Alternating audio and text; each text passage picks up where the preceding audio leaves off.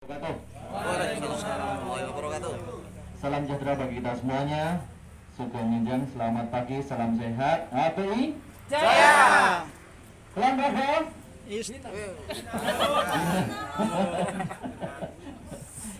Baik, terima kasih di kesempatan pagi hari ini selalu kita ucapkan salam sehat, beriring doa, puji dan syukur kehadirat Tuhan Yang Maha Kuasa, Allah Subhanahu wa Ta'ala, yang selalu memberikan kita berbagai macam rasa nikmat dan syukur di kehidupan kita walaupun dalam pandemi.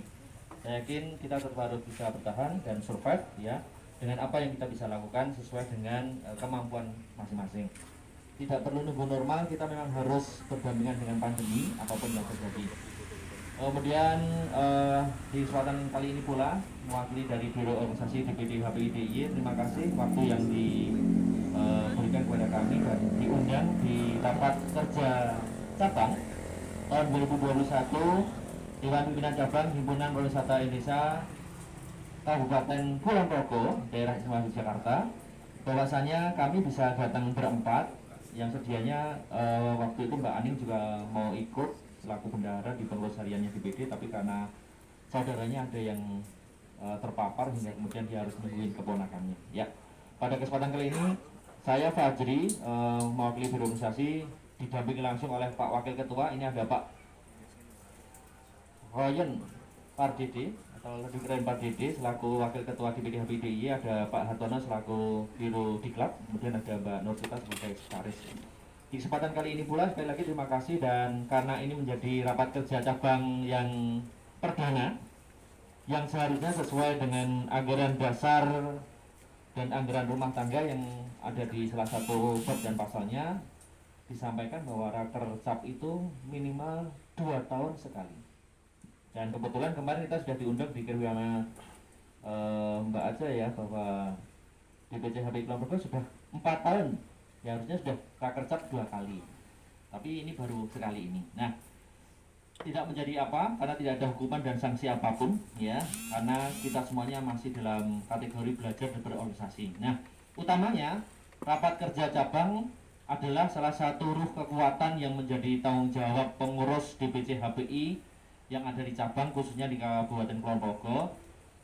Fungsinya adalah raker ini mulai dari ketua, ya, wakil ketua, sekretaris, dan wakil sekretaris, bendara dan wakil bendara, termasuk seksi-seksi yang ada di bawahnya, seksi diklat, seksi humas, kemudian ada seksi organisasi dan juga seksi kesra. Keempat-empatnya dari yang di atas, dari 7 lini, 7 bagian, semuanya melaporkan kegiatannya, tanggung jawabnya apa yang dilaporkan. Kemudian yang lainnya mengevaluasi. Di sini rakercap ini hanya mengevaluasi, tidak mempertanggungjawabkan. Tetapi anggota pengurus juga bisa memberikan rekomendasi dan pertanyaan, termasuk memberikan usulan dan masukan pada pengurus yang sekarang menjabat.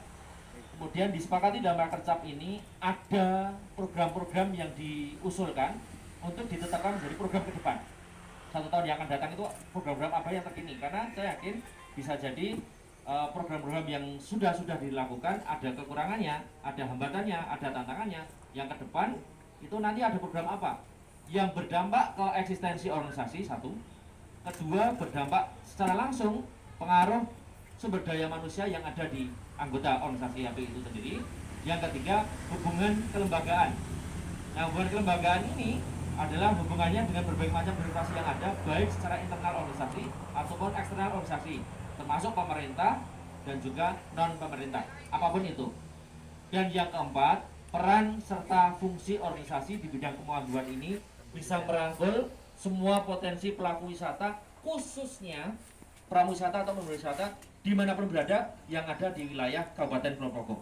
4 hal ini barangkali yang kami sampaikan agar supaya program-program ke depan DPC HPI Kabupaten Kulon Progo ini bisa lebih berfungsi secara maksimal, harum namanya, bisa diterima semua seluruh pelaku wisata yang ada di Kabupaten Kulon Progo, kemudian membuat sinergi yang begitu kuat agar supaya ketika nanti harapan kita sudah biasa dengan berbagai macam hal sebelum pandemi, itu kita bisa mengambil momen yang begitu bagus karena potensi yang ada di Kabupaten Kulon Progo ini cukup dahsyat, apalagi terletaknya Bandara Zia. Kalau ini tidak disambut, jangan sampai kemudian hanya dilewati saja. Harus banyak potensi, harus banyak inventarisasi yang kemudian dikembangkan, dikuatkan agar supaya peran semuanya itu berlaku. Nah, jangan sampai tetangga sebelah yang ada di Kabupaten Kulon Progo dengan uluran tangan dari Gubernur Jatengnya sampai kemarin Bapak Menteri Pak Sandiaga Uno, karena beliau memang backgroundnya, basicnya juga pengusaha dan sektor pariwisatanya juga banyak. Salah satu yang kita ketahui ada dia punya Mesastila yang ada di Pringsurat sana. Kaca-kaca ini salah satu poinnya itu, dan di Nusa Dua di beberapa kota-kota wisata dia juga punya. Maka dia menggerakkan, beda dengan Pak Wisnu Tama yang orang net, yang kemudian dia bagus di broadcast. Tapi kalau Sandiaga Uno memang real pengusaha yang paham betul kebutuhannya. Nah, highland yang ada di kawasan pegunungan Kabupaten Kulon Progo, kemudian di Purworejo ini jangan sampai terlewatkan. Pelaku yang ada di Kulon Progo harus bisa menyambut, lebih aktif, lebih responsif, termasuk berbagai macam program-program yang ke depan. Jangan sampai nunggu dari industri yang lainnya. Contoh, kawan semuanya, tidak perlu nunggu program wisata dari industri, maksudnya travel agent itu nunggu program, tapi teman-teman lah yang buat program. Nah, program ini ketika memang dijual, udah dipublish, itu memang diterima, ya kenapa tidak? Karena sekarang pasar global yang dulu sudah didengungkan, ini real sekarang saatnya kita melakukan apa saja, tetapi tidak menutup kemungkinan bahwa HPI bisa kerjasama, HPI bisa bersendiri dengan manapun juga, tapi dengan koridor bahwa kita punya kode etik, kita punya SOP, apalagi kita punya hospitality yang bagus ya tentang orang Jawa.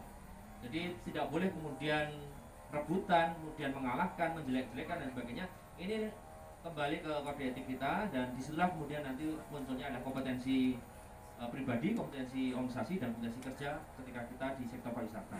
Nah, karena ujungnya senang-senang, ujungnya harapan semuanya senang, tidak hanya wisatawannya yang senang, semua pelakunya juga senang, maka sinergi ini menjadi penting. Eksistensi organisasi harus selalu ada. Maka pesannya adalah ketika undangan dari organisasi itu kepada ketua, tidak selamanya ketua yang berangkat. Siapapun boleh dimohonkan untuk berangkat, dengan catatan bahwa siapapun kadang-kadang bisa jadi ya orang itu pengen Mas Wadiwo yang berangkat undangan terus, tapi orang lain yang menggantikan ketua ini sesuai prosedur yang ada di job. Ketua nggak bisa, wakilnya nggak bisa, sekretarisnya, sekretaris nggak bisa, wakil sekretarisnya. Terus turun ke bawah. Artinya bahwa dari atas sampai ke bawah harus paham organisasi, kebijakannya. Jangan sampai kemudian ketika bendahara yang mewakili ketua, saya hanya tahunya keuangan saja, yang lainnya saya nggak tahu, nggak bisa. Kompetensi ini yang harus dikuasai oleh pengurus, bahwa ketika ditanya oleh pemerintah bisa jawab, ditanya bukti datanya mana, kita juga harus memiliki. Nah, inilah kemudian menjadi open minded dengan data-data yang dimiliki oleh pengurus. Semuanya pengurus harus paham, harus tahu, dan bisa menjadi amanah dengan anggota yang ada. Barangkali itu, semoga pelaksanaan rapat kerja cabang yang ada di DPC HPI Kabupaten Kulon Progo bisa berjalan lancar, bermanfaat ke depan, semakin jaya, semakin sukses. Terima kasih. Banyak kekurangannya, saya mohon maaf.